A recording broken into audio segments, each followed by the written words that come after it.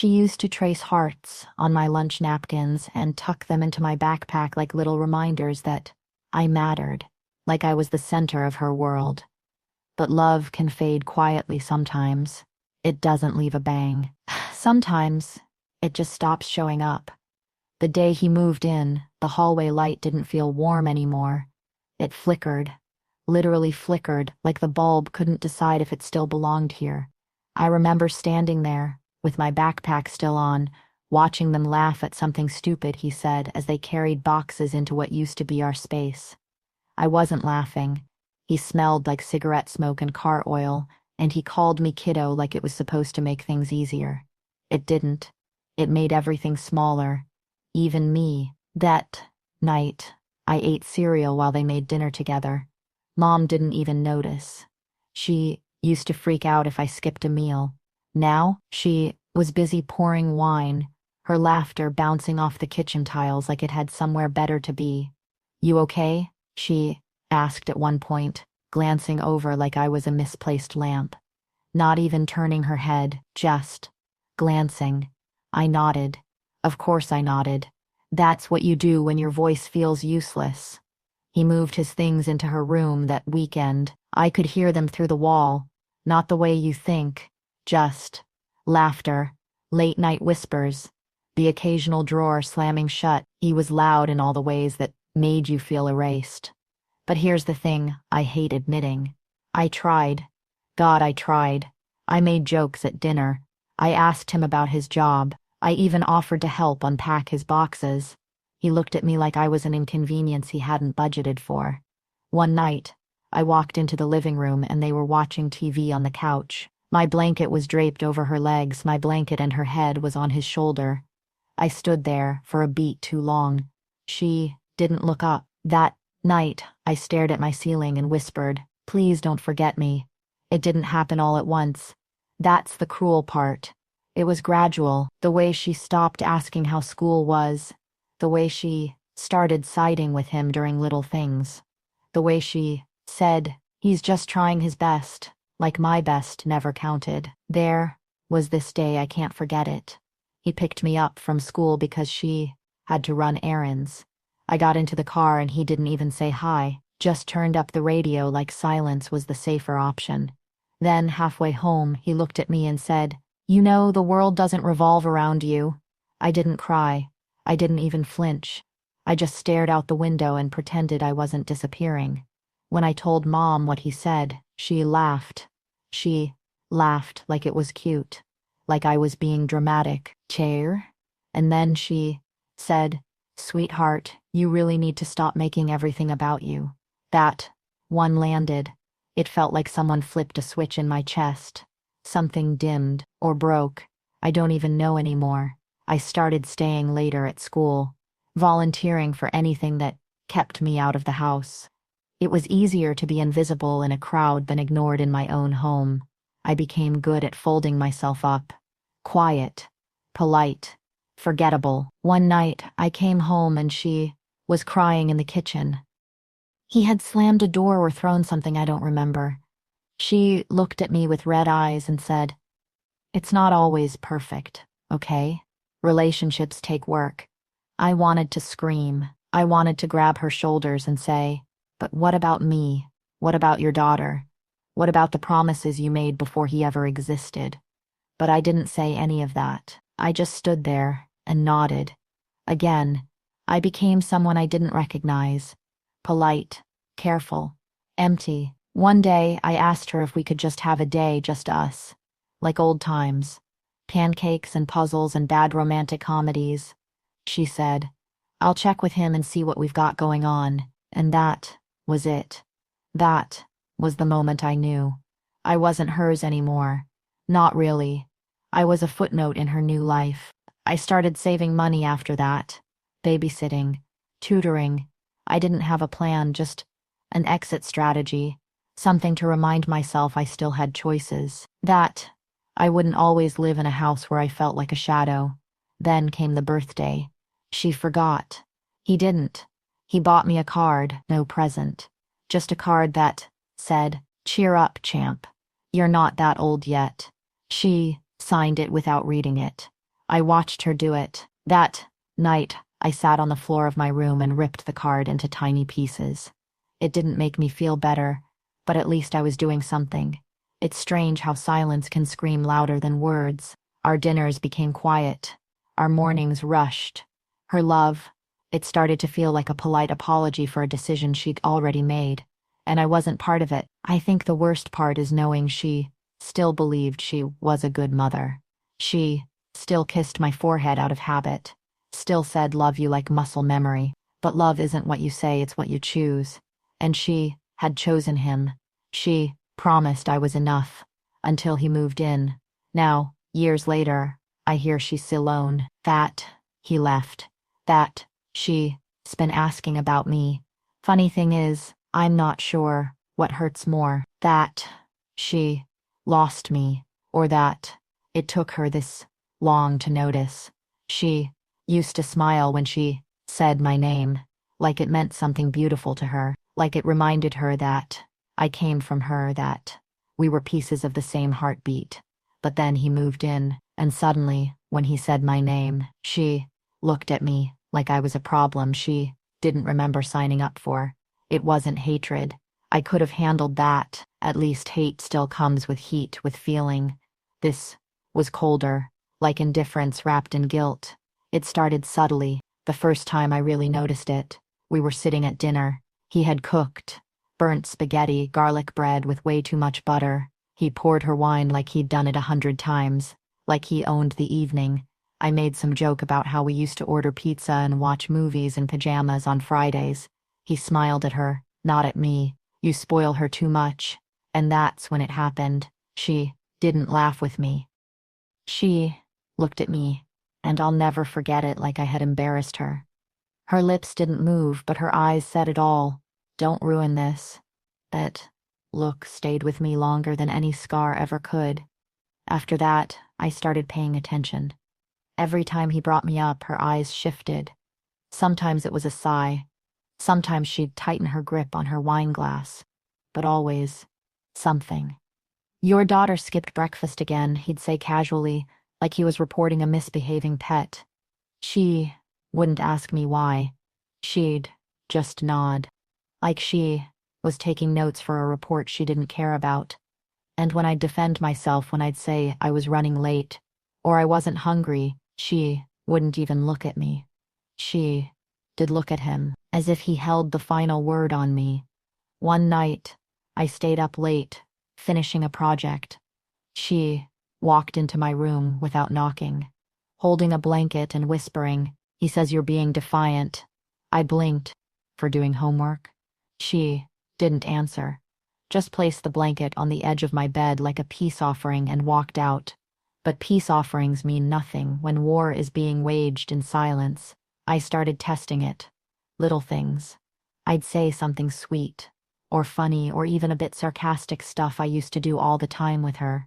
If he laughed, she laughed. If he frowned, her face froze, like her feelings for me had become a mirror of his moods. I asked myself, when did I stop being her daughter and start being a liability? Maybe it was easier for her to pretend. Maybe it hurt less to side with him than to face the fact that she let someone make her daughter feel small. And God, did I feel small. It's a strange kind of heartbreak being replaced by your own mother's need to be loved. Sometimes I'd catch her watching me from the kitchen while I tied my shoes or packed my bag for school. There was still something soft in her face, like memory, but it never lasted long, because then he'd walk in, and that softness would disappear. It got worse the day he accused me of lying about him, said I was acting out, trying to sabotage their relationship. I remember standing in the living room, feeling like the ground had vanished beneath me. I looked at her, desperate. "Mom," I said, voice cracking, "you know me." She didn't answer. She looked at him, and then she said it. She wouldn't lie, unless she was jealous. Jealous. Jealous. Of him. I couldn't breathe. I just stared at her, at the woman who used to braid my hair, used to read me bedtime stories, used to kiss my knees when I scraped them on the sidewalk. I didn't recognize her anymore. Or maybe she didn't recognize me. I walked out that night. Just walked. No plan. No phone. I needed air, space. Anything that didn't smell like betrayal. I ended up at the park bench where she used to take me when I was little. I sat there and let the cold seep into my skin. It felt cleaner than the warmth at home. That's when I asked myself the question I hadn't dared say out loud. Why did her eyes change when he spoke my name? I wasn't imagining it. I knew what I saw. It was the look of someone choosing. Not out loud, not officially, but in all the small, irreversible ways that count. Maybe loving me had become inconvenient. Maybe I reminded her of promises she broke. Or maybe she thought siding with him meant finally being chosen herself. All I know is, when he said my name, she stopped seeing her daughter and started seeing a threat. I told myself I'd leave someday, that I'd get so far she'd have to remember me in stories, not in real time. But that night, something changed in me. I didn't want to run. I wanted to make her see what she'd done. I stood up from that bench, wiped my tears with the back of my sleeve, and I made a promise to myself. The next time she looks at me, she won't see someone begging for love. She'll see the consequence of forgetting where home really was. She looked me in the eyes and called me a liar, not softly, not with hesitation, but like the word had been waiting on her tongue for days. I was 15. It was the way he stood beside her, arms folded like he'd won, like he'd rehearsed this moment in his head, and now he was watching it unfold perfectly. I still remember the way his fingers curled around hers, slow, deliberate, and she let him. She chose to let him. It started 2 days before, when I told her he came into my room at night. Not all the way, not touching, just standing there, watching, like he was waiting for something. I'd wake up and pretend I was still asleep, and eventually he'd walk away, but the air never left with him. When I told her, I didn't use dramatic words. I didn't cry. I just said, "Mom, I don't feel safe when he's here." She blinked. Then she laughed, like maybe she misheard, like maybe I misunderstood what I'd seen. But I didn't. I never do. I pay attention. He came home that night, earlier than usual, and she pulled me into the living room like it was an intervention. He says, "You're confused." She started, not even looking at me. That, "Maybe you're projecting your emotions onto him." That word, projecting, like I was some film reel unraveling in the dark. I looked at her and said, "Mom, I saw him. He was in my room. More than once." She didn't flinch. He said calmly, "She's been acting distant, hostile, even. Maybe this is a way of lashing out?" And she nodded, nodded like it made perfect sense, like she been waiting for someone to explain me. I stepped forward, voice shaking. "You know me." And that's when she said it. Just one word, but it hit harder than any slap. "Liar." She said it like a sentence, like a conclusion. I felt something collapse in my chest. A slow crumbling, not sudden, just a quiet kind of breaking. I looked down at their hands interlocked, his thumb brushing hers like a reminder. Don't forget who's with you now. And in that moment, I wasn't her daughter anymore. I was a threat, a disruption, something that didn't fit into her carefully rearranged life. I left the room before I could scream, before I could fall apart. I went to the bathroom, shut the door, and just stared at my reflection. I didn't cry. Not yet. I wanted to see myself, to make sure I still looked like me. That I hadn't imagined everything. That I wasn't turning into the villain of their bedtime story. The silence in the house after that felt heavy, like it had weight, like it was choosing sides. She didn't knock on my door that night. She didn't bring me tea like she used to. She stayed in his room. I lay awake staring at the ceiling, wondering what she would say to me in the morning. If she'd backtrack, apologize, hug me and whisper that she was scared too. But she didn't. She made pancakes like nothing happened.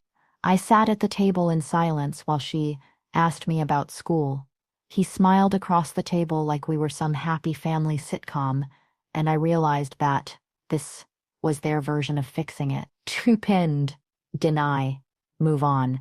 But I couldn't pretend, so I stopped talking, not out of spite, just survival. I became quiet, watchful. I spoke only when spoken to. I answered with yes or no. I never let him be alone in the same room with me. I kept the door locked. I even pushed the dresser in front of it at night. She noticed. Of course she did. One night, she said, "You're making it difficult." I turned to her, calm, too calm. "I'm surviving." She didn't respond, just looked at me with tired eyes, as if I was the one exhausting her. I started counting the days, the months. I worked hard in school. I saved every bit of allowance. I planned my escape in silence. But the memory that still haunts me isn't the word liar. It's her hand in his, that simple, quiet betrayal. She held his hand while mine was shaking. She believed him while I was trying to keep my voice from cracking. She defended a stranger, and in doing so erased her own child. And I still don't know if she saw it, if she really saw me. Maybe it was easier to believe I was broken, because if I wasn't, that meant she let a monster into our home. I'm older now, stronger in some ways, still healing in others, but sometimes I catch myself looking at my hands, these grown hands, and remembering the girl whose fingers clenched in fists under the table, trying not to scream. And I wonder if she showed up on my doorstep one day, would I be able to look her in the eyes without asking the question that is still stuck in my throat? Why wasn't I worth believing? I didn't scream out loud, but my body did. My silence did. The way I curled into myself, pressing my palms against my ears, willing the night to end. That was my scream, but no one came. And Dan, that's what broke me the most. Not what happened, not even him, but her silence. Her door closed. Her love locked on the other side. It was a Tuesday. I remember because the washing machine was humming in the hallway, and I always did laundry on Tuesdays after school. Little rituals like that. They make you feel normal, like the world is still spinning the way it's supposed to. But that night, something snapped. He'd been drinking. Nothing wild, just enough to be slower with his steps and sharper with his words. He called me something I don't even remember what. Maybe it was ungrateful. Maybe it was moody, but it landed like glass shattering on the tile. And before I could move, he grabbed my arm. Not hard enough to bruise, just firm, controlling. I pulled away. That's when he slammed the door shut behind me and blocked the exit. I backed into my room, heart thudding so loud I thought maybe she'd hear it through the walls. I told him to leave, said it as steady as I could. He didn't. He just stood there, smirking like he knew something I didn't. And I knew if I screamed, she'd hear. Her room was just 10 feet down the hall. Her light was on. I saw it flicker under the door. So I screamed. Not a scream you could hear in movies, not the dramatic kind, but a scream from my throat, my chest, my gut. I screamed with my eyes, with my trembling, with every fiber of me that was still trying to believe I was safe in my own home. And she didn't come. She never opened her door. I waited and waited until he laughed.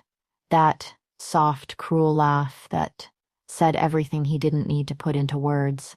I remember how cold my hands felt, how my teeth chattered not from fear exactly, but from betrayal, from realizing that no one was coming, not even her.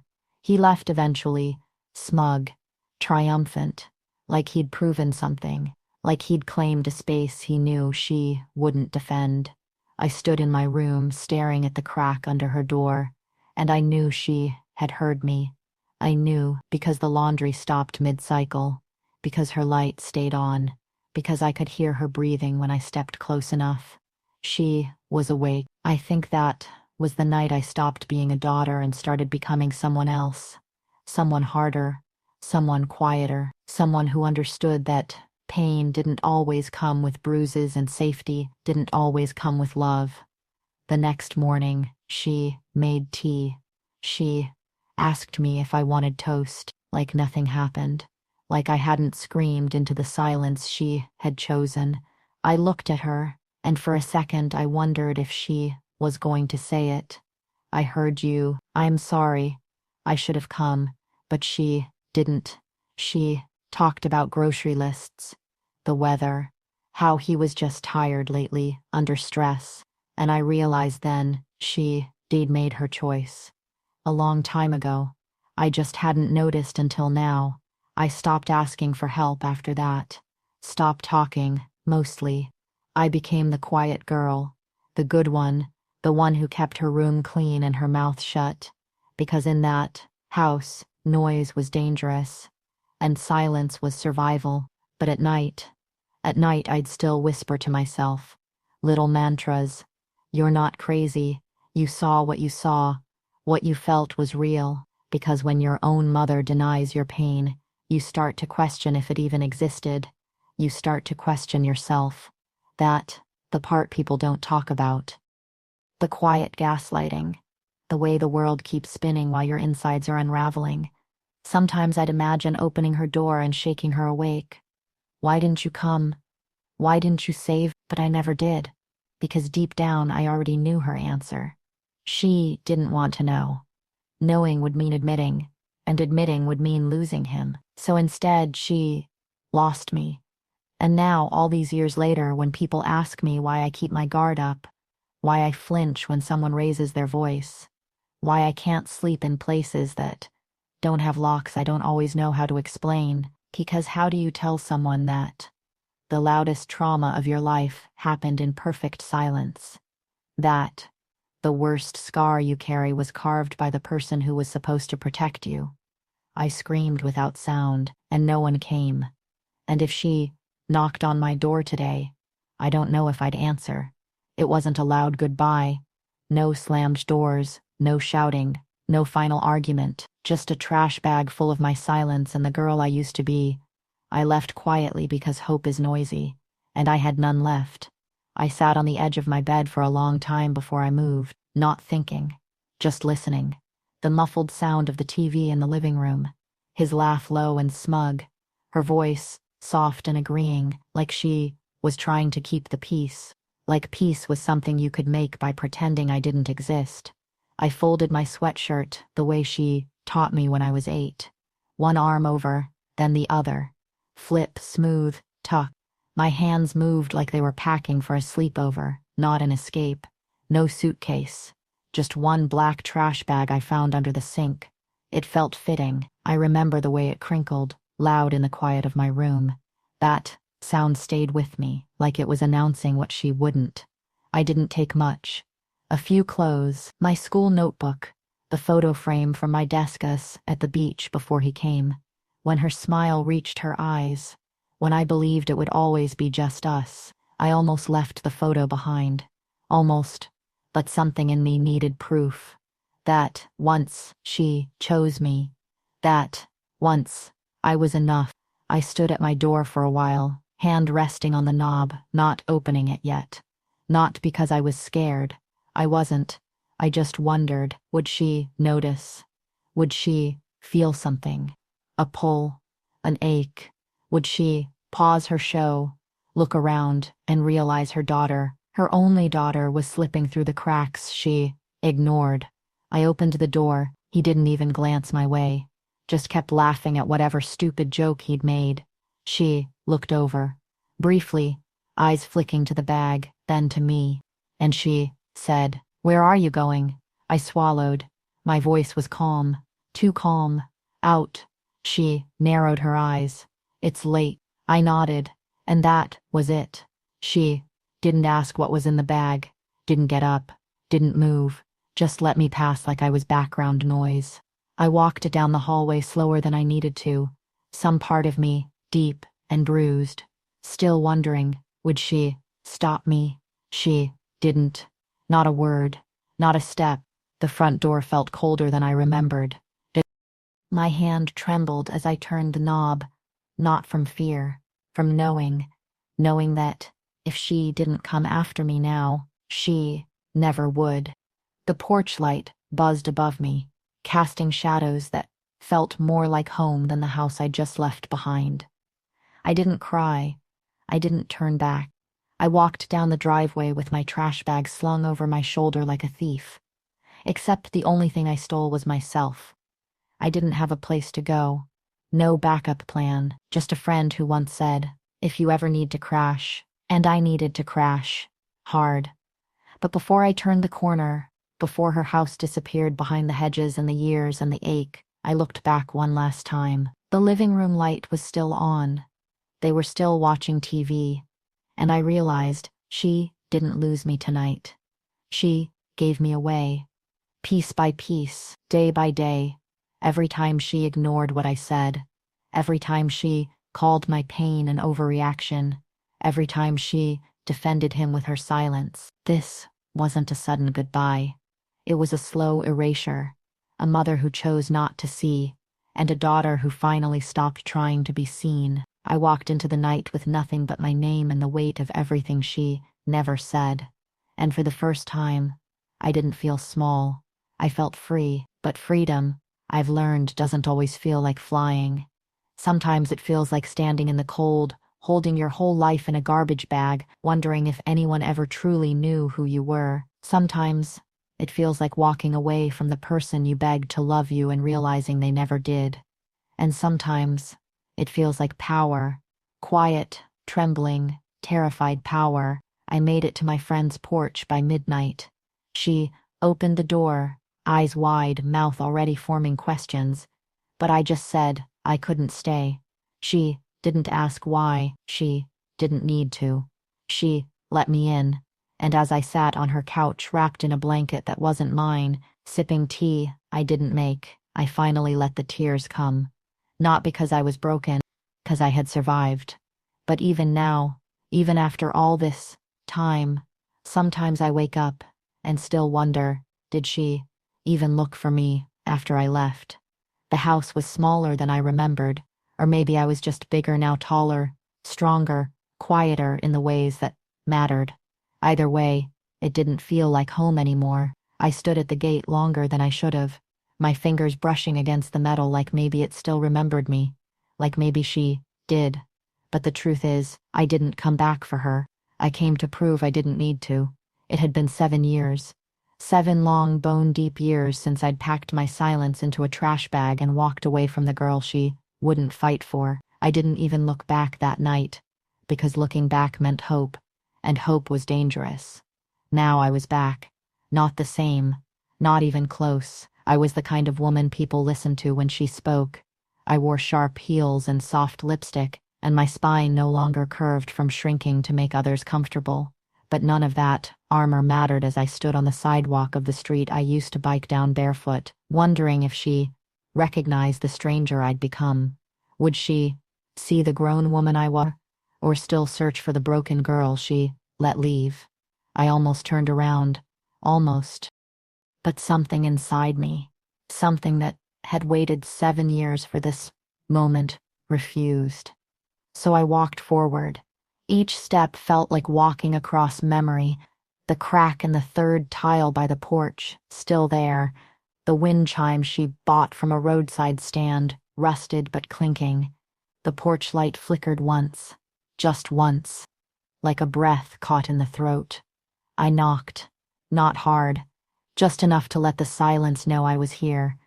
A few seconds passed. Then I heard it. Footsteps.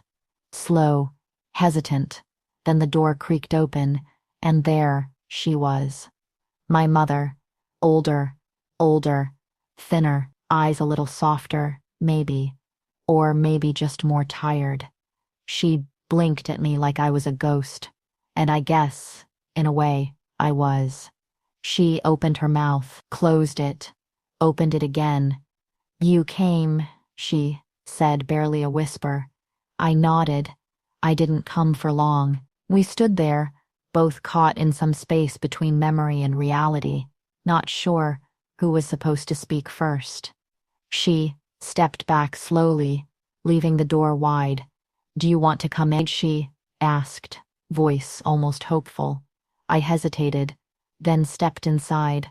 The walls were the same color, the sofa different, a little older, a little sagged in the middle, like her.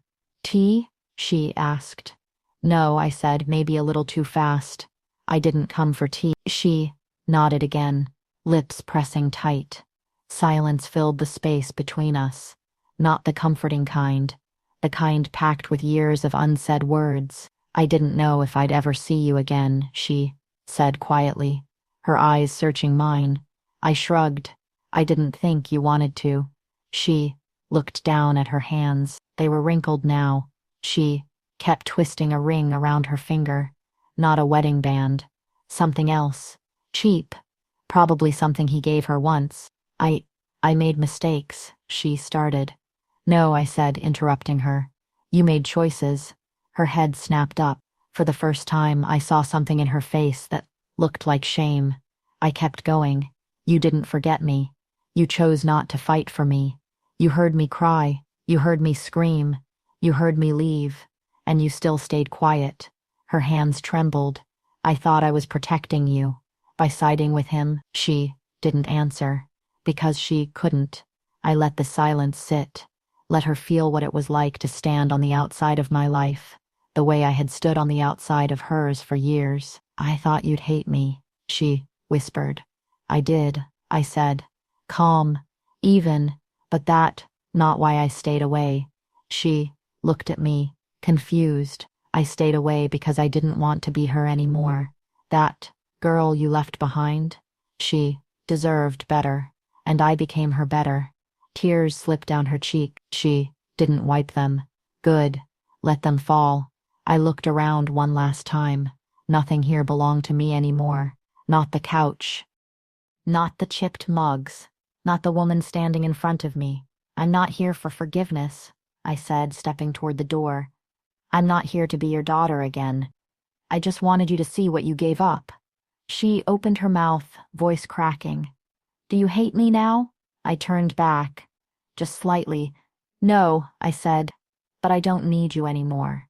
And as I stepped onto that porch into the sunlight, into the woman I'd built with my own hands, I realized something. She wasn't the only one who had to live with her choices. I did too, but mine made me strong. Hers left her standing in a doorway, reaching for a stranger with her face. They didn't come to my graduation. Neither of them, not even a message. I remember walking across that stage in borrowed heels, my cap slipping slightly, heart thudding against my ribs like it still hoped they'd show up last minute. But they didn't, just an empty seat with my name on it. You'd think that kind of pain fades, that once you make it, once you prove them wrong, it gets washed out by the spotlight. But it doesn't. It just hides under the applause that doesn't mean anything when it doesn't come from the one person who should have clapped first. I built a life from scratch. No shortcuts. No favors. Just a lot of late nights and lonely mornings. I taught myself how to be the woman no one thought I could be, and I became her. Not out of spite. Out of necessity. When someone tells you with their silence that you aren't worth fighting for, something inside you either breaks or builds. I chose to build. Brick by brick. Rejection letter by rejection letter. Roommates who left me when rent got hard. Employers who looked through me like I was invisible. The noise of a city that doesn't care if you cry into your pillow at 2 a.m. 'cause your mom still hasn't called. I remember the first time I got paid for something I created. Not much, barely enough to cover groceries. But I held that check in my hand and thought, I did this without them. It wasn't just money. It was proof. Proof that I could survive without the woman who used to brush my hair and then decided I wasn't worth protecting. She once told me I was too sensitive, that I read into things too much, that maybe I needed to get over the past. Funny how the people who hurt you always want you to be the one to move on. But I didn't move on. I moved up. I started a business with nothing but a laptop and a rented desk in the back of a coffee shop. I stayed up so late answering emails and building my website that my hands would cramp. I learned how to negotiate, how to lead, how to fake confidence until it grew into something real. And still, no call, no text, no I'm proud of you. But I kept going, because every dollar I earned screamed louder than her silence ever did. I bought my first apartment at 25, paid off my student loans before 30, got invited to speak at events where people actually listened, where they asked me, what kept you going? And I always smiled and said something vague. But the truth, she did, or maybe not having her did. I wanted to make sure that the girl she abandoned never needed applause to feel worthy again. But success, it tastes different when no one clapped for you. It's not sweet. It's sharp, like a champagne bottle opened in an empty room. Sometimes I'd catch myself scrolling through photos of other people's lives. Mothers hugging daughters at ribbon cuttings, fathers wiping tears at weddings, and I'd feel it, that ache. That stubborn, stupid ache. Not because I needed her approval, but because I deserved it. I deserved to be seen, and instead, all I got was silence. Until one day she did call. Blocked number. Middle of the day. I was between meetings. My assistant had just dropped off lunch. I almost let it ring out, but I didn't. I picked up, and it was her.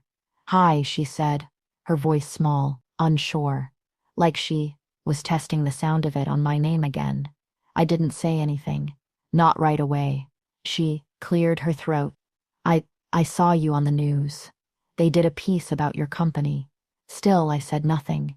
And then she said it. "I'm proud of you." Just like that. Like those words could close the gap she let grow for years. Like they could mend the letters she never sent. The birthdays she missed.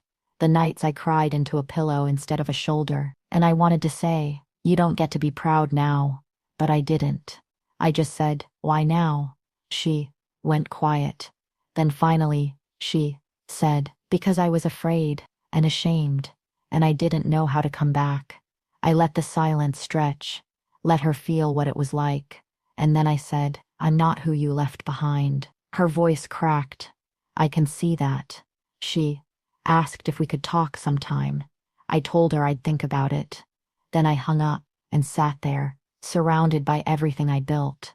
All the success, all the proof, all the shiny, beautiful, echoing nothing. I stared at the food on my desk, untouched, and whispered to myself, "She's proud of me now." But I became this without her. She showed up at my door like a memory that refused to stay buried. No warning, no call, just her older, smaller, with swollen eyes and hands that trembled when she reached for nothing.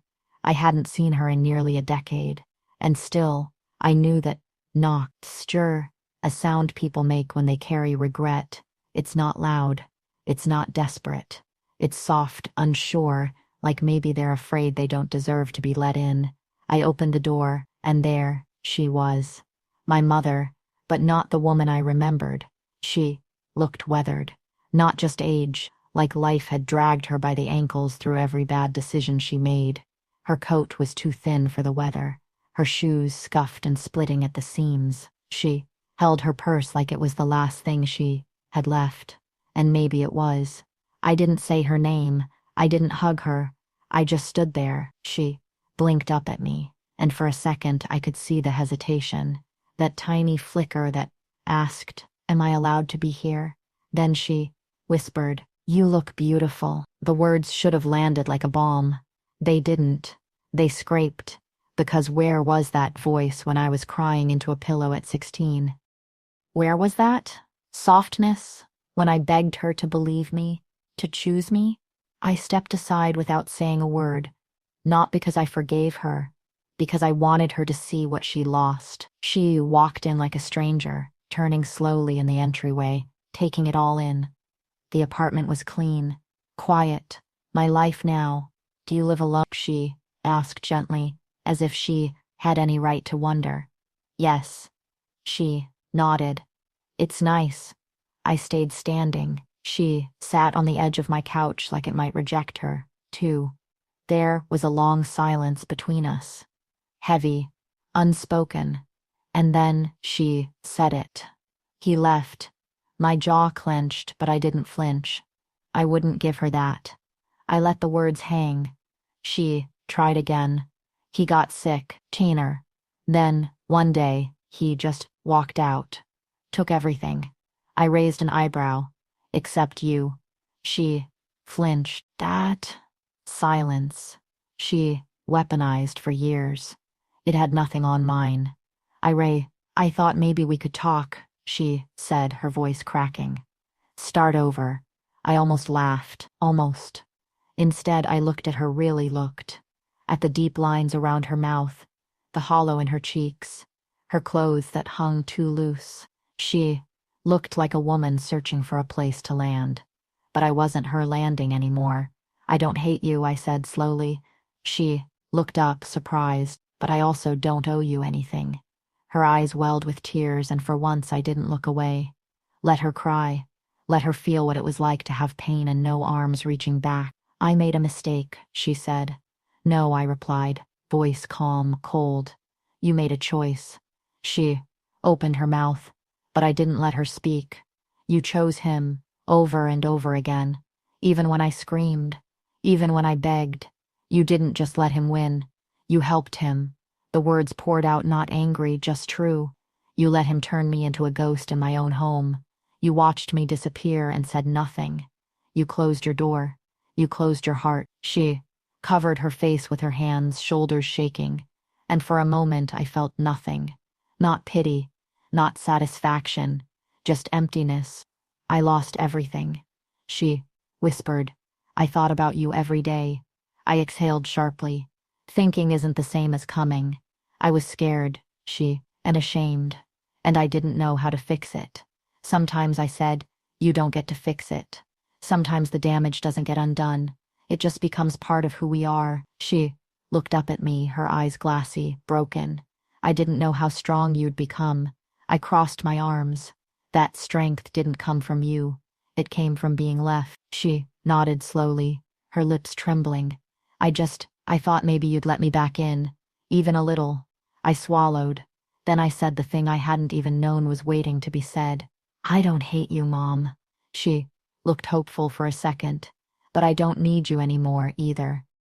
That hope shattered, and in its place, silence again. But this time, it was hers. I walked to the door, opened it, waited. She stood slowly, wiping her face with the sleeve of her worn coat. Her hands shook as she stepped toward me. Then she paused. I wish I could go back, she said. I nodded. But you didn't, I replied. She stepped into the hallway, paused again, and just before the door closed between us, she whispered, Do you think you'll ever forgive me? I didn't answer. I just shut the door, gently, and leaned against it, eyes closed. Because forgiveness isn't a word you hand out like change. It's something you grow into. And I wasn't there yet. Maybe I never would be.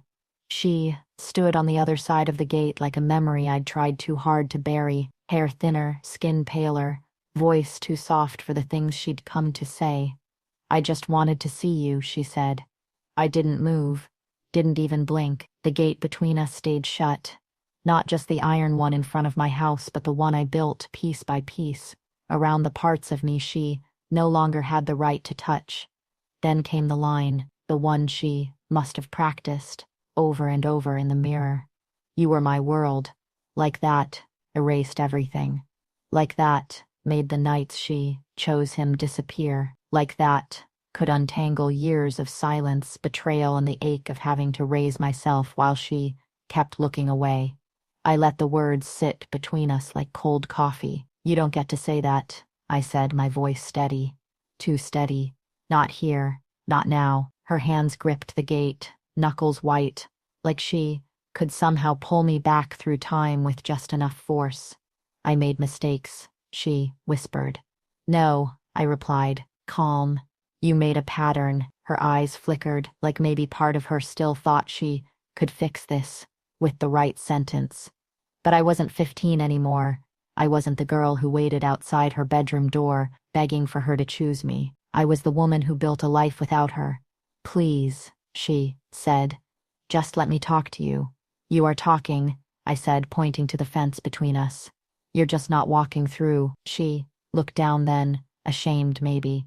Or maybe just tired. I noticed how worn her coat was, how her shoes looked like they'd walked too many miles too late. But I didn't offer pity. Pity is for strangers. And she stopped being my mother the day she let him win. I thought I was doing the best I could. She mumbled. You told me I was too emotional, I snapped, the old pain cracking through my voice before I could swallow it. You said I made things up, that I was being dramatic. You didn't protect me, you protected him. Her mouth opened, then shut, like she wanted to deny it but couldn't. Because the truth doesn't care about timing, and mine had teeth. You think showing up now means something? I asked, stepping closer to the gate. That one long drive and a few pretty words will undo years of pretending I didn't matter. She looked up then, and for a moment, I saw something I hadn't seen in years. Guilt. Real guilt. Not the polished kind you perform. The raw kind that weighs in your bones. I know I failed you, she said quietly. I see it now. And I'm sorry. I'm so sorry. And maybe she was. Maybe age had made her softer. Maybe regret had finally caught up. But that didn't mean I owed her anything. I locked this gate for a reason, I said. Because I had to choose peace over pain. Because I had to save myself when you wouldn't. Her eyes brimmed with tears, but I didn't flinch. I couldn't. Because if I did, if I let one tear, one sob, one old part of me reach through that fence, I didn't know if I'd make it back. She reached into her coat pocket and pulled out a letter. Folded. Worn. I've written this 100 times, she said, voice cracking. Every word. Every apology. If you ever want to read it. I didn't reach for it. She laid it gently on the top of the gate and stepped back. Like she knew she'd said all she could. Like she knew the rest wasn't up to her anymore. I looked at the letter. I didn't pick it up. Not yet. Maybe not ever. She turned to leave, and just before she walked away, she looked over her shoulder one last time. I meant it, she whispered. You were my world. I didn't respond, because love, when it's real, doesn't need to be explained at a locked gate. It shows up when it's hard, when it's inconvenient, when no one is clapping, and she didn't.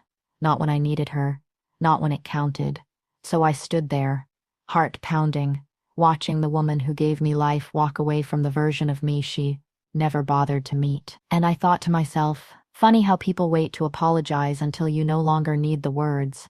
I used to flinch when someone dropped a spoon too hard on the counter, not because of the sound, but because my body remembered. It remembered the nights she turned up the TV so no one could hear what was happening in the next room. She never raised a hand to me, not once. That's what she'd say if anyone ever asked. I never laid a finger on her. And technically, she's right. But betrayal doesn't always leave fingerprints. Sometimes it leaves bruises she told me to cover with long sleeves. He wasn't a monster in the traditional sense. He smiled in front of neighbors, gave me awkward little gifts when he felt guilty, cheap earrings, a broken bracelet, a slice of cake he didn't even remember I was allergic to. But behind closed doors, he was a storm, unpredictable, violent, quietly cruel, and she knew. That's what still keeps me up at night. Not the things he did, but the way she watched it happen and told herself it was just discipline, just stress, just a rough patch, like keeping peace meant keeping me quiet. I remember one night, winter, I was 17. He grabbed my arm hard enough to leave a purple stain along the bone. I cried out, not loud but enough. She came in, saw the whole thing, and she didn't scream, didn't push him away. She just said, "Can we all calm down, please?" We, as if I had done something to earn that bruise. As if her fear was equal to mine. After he left the room, she brought me an ice pack. No apology, no outrage, just a Ziploc bag full of crushed ice wrapped in a dish towel. "Don't make it worse," she whispered. "He's trying." I wanted to scream. "He's trying what?" "To break me." But I said nothing, because by then I'd learned. Speaking made me the problem. I wore that bruise like a secret. School was easy. I'd gotten good at hiding. A hoodie, a joke, smile that didn't quite reach. No one asked. Or maybe they did, and I just smiled too well. She buried the truth like it was a threat to the life she wanted, and in some twisted way, I think she believed that if she didn't say it, it couldn't be real. But it was real for me. Every slammed door, every insult disguised as a lesson, every time he threw something and missed, like hurting me was never the point, just scaring me. It chipped away at who I was, and she watched me disappear in pieces and did nothing but refill his glass. I moved out 2 weeks after graduation, not with anger, not with drama, just silence. The same silence she had taught me to survive in. I remember her standing on the porch that day, arms folded, eyes unsure. She didn't beg me to stay, didn't say I'm sorry, just call me when you're settled. I never did. Years passed. I grew. I healed. At least, most days I pretended to. Some wounds don't close, they just scab over in prettier ways. Then, out of nowhere, she sent a letter, not an apology, a request. Can we talk? I miss you. I didn't know how bad it was. I held that letter for hours. I read it over and over, waiting to feel something. But all I felt was that same ice pack in my hand. Too little, too late. Because it wasn't about what she didn't know. It was about what she knew and looked away from. There's this story she used to tell when I was little, about how I was born with a full head of dark hair and how I screamed so loud the nurses laughed. You were so full of fire, she used to say. Yeah, and she let him smother it. So, when she showed up at my door last month, aged, nervous, alone, I didn't rush to open it. She looked smaller, or maybe I had finally outgrown her. We sat across from each other in the kitchen. I didn't offer her tea, didn't pretend this was normal. She fidgeted with the strap of her purse. I've been in therapy, she said, trying to understand what I let happen. I nodded once, but I didn't let it soften me. She looked up, eyes glassy. I should have protected you. I didn't answer, because now she wanted to be brave, but back then, she wanted things quiet, controlled, normal, even if it meant watching her daughter break in front of her. She reached across the table. I love you, she said, and I stared at the hand that didn't reach for me when I was 17, when I was sobbing in my room, when he was screaming down the hallway and she was pretending the dishes needed doing. You had love, I whispered. You just gave it to the wrong person. Her face crumpled, and I leaned back because I wasn't ready to hold her pain, not when I was still carrying mine. Then I said the one thing I never thought I would. Did you ever love me more than your fear of losing him? She didn't answer, and maybe that was the answer. She stood at my doorstep like a shadow I never invited back. Same eyes, same tilt of the chin, but everything else was older, smaller, like regret had worn her down in the places I used to look up to. I hadn't seen her in years. Not since the night I left with a trash bag full of silence and dignity, not since I walked away from the woman who watched me unravel and still chose comfort over truth. And now she was standing on my porch, clutching her coat like it could shield her from what she'd done. I don't know where else to go, she said. It wasn't a question. It wasn't even a plea. Just the kind of sentence that hopes to be enough. I opened the door because I'm not heartless. But I didn't open my heart. Because some ghosts don't get to haunt the warm parts of you. Some ghosts only get a chair by the door. Sit, I said, pointing to the couch. She stepped in slowly, looking around like she couldn't believe I had built something without her. She shouldn't have been surprised. I had to learn how to become whole without applause. She sat down carefully, like my furniture would sense the betrayal and throw her off. I stayed standing. She said, looked up at me with watery eyes and said the line I think she thought would save her. I missed you. I crossed my arms. That's not the same as being there. She nodded, lips trembling. I know. Silence fell between us, but not the heavy, awkward kind. The kind that knew exactly what had been lost. "I've changed," she said after a moment. "People always change," I replied, "but not always in the ways that matter." Her shoulders sank. I watched her, the woman who used to braid my hair, cut my sandwiches into hearts, tuck me in with lullabies she probably barely remembered now. The same woman who called me a liar when I told her I didn't feel safe in our home. The same woman who locked her bedroom door while I cried into mine. She took a deep breath and said, "I want a chance to fix what I broke." I tilted my head slightly. "Fix how?" "I don't know yet," she whispered, "but I want to try. That's the thing about people who've done damage, they come back wanting healing without understanding the wound. You don't get to show up and pick up where we left off," I said. "There is no we anymore. There is just me, and the woman I had to become because you chose him." She wiped a tear. "I know I let you down." "No," I said, stepping closer.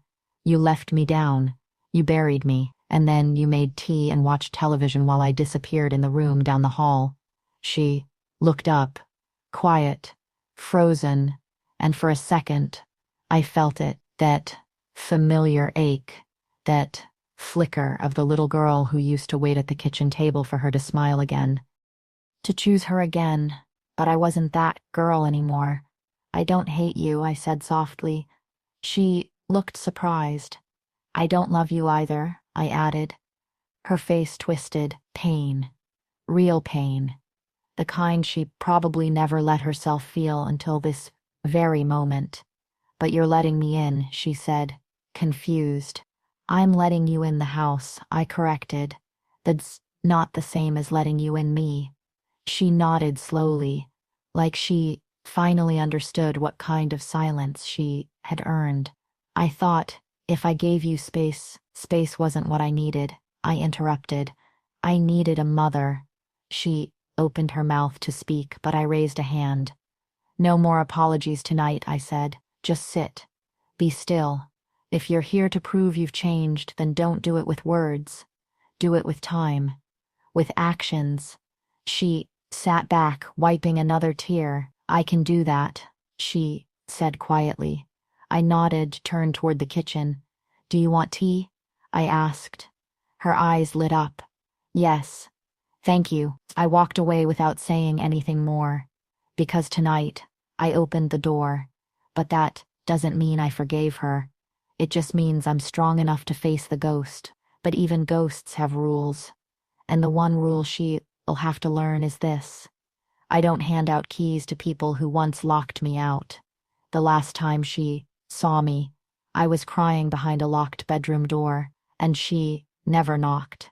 That's when the daughter died. Not all at once. It was slow, like the way a flame doesn't go out right away, but flickers smaller and smaller until the room forgets it was ever warm.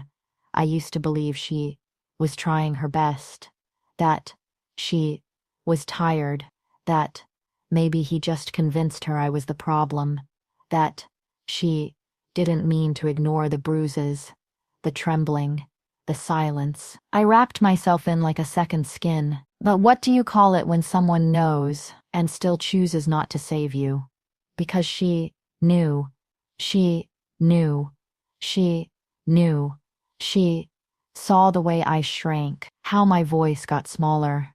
My laughter disappeared. My eyes stopped meeting hers. She just didn't care enough to ask why. Or maybe she did, and the answers scared her more than the silence. Either way, the child she left behind in that house, the one who still whispered mom like it meant something sacred, that girl didn't survive. But the woman who walked out of that house, she did. She was built from shattered things, from nights with no comfort, birthdays with no candles, and mornings where the only thing I could rely on was myself. And somehow, that woman learned how to live, how to speak again, how to walk into a room without apologizing for it. She learned how to love carefully, how to keep her promises, how to never be the reason someone else had to heal. So when my mother showed up again years later, with her trembling hands and her bag full of guilt, I didn't see her first. I saw me who I had become. She stood in front of my apartment building like a woman lost in a story she never finished reading. I almost didn't stop, but I did, because closure isn't for the person who hurt you. It's for the version of yourself who never got answers. She turned as I approached, and I could see the moment she realized who I was. Not a child anymore, not soft, not waiting. "Hi," she said, voice shaky. "I didn't think you'd recognize me." "I did," I said, "the minute I saw your regret." She swallowed hard. I, "I've been trying to find you." Once, her lips parted, then closed, like even now the truth was hard for her to say out loud. "Because I lost you." I stared at her. "No," I said softly. "You gave me away. There's a difference." Her face crumbled. "I didn't know how bad it was," she whispered. "I thought you were just going through something." I shook my head. "You saw the bruises. I thought you were clumsy. You saw how I stopped speaking. I thought you were being moody. You saw how he looked at me." She flinched. I stepped closer, my voice calm but clear. "You saw. You knew. And you chose him anyway." A tear slid down her cheek. "I was scared. And I was a child." That silence between us. It stretched miles. And then she did something I didn't expect. She dropped to her knees in the middle of the sidewalk, in broad daylight, her hands covering her face as she sobbed not loudly, but like a woman breaking open. "I'm sorry," she said between gasps. "I'm sorry I wasn't who you needed." I looked down at her, this woman who once towered over me, who once told me love meant compromise, even if that compromise left me in pain. And I didn't feel hate. I didn't feel pity. I felt distance, like she belonged to another life, another version of me that no longer existed. "You're not kneeling in front of your daughter," I said. "She died the night you chose silence over truth." She looked up slowly, her face streaked with tears. "Then who am I speaking to?" I took a breath. "The woman you created, the one who picked herself up, who built a life with no map, who didn't need permission to be whole." I knelt down beside her, not to forgive, not to comfort, but to face her. And I said the words I never thought I'd say. "You don't get to be part of my healing, but you are part of my story." She nodded, broken, shaking. "Can I ever know you again?" she asked, her voice barely a whisper. I stood up, paused, and looked her straight in the eyes. "You can meet me, but you'll never get her back. Because some daughters don't return. Some daughters become women no one expected, especially the mother who left them behind."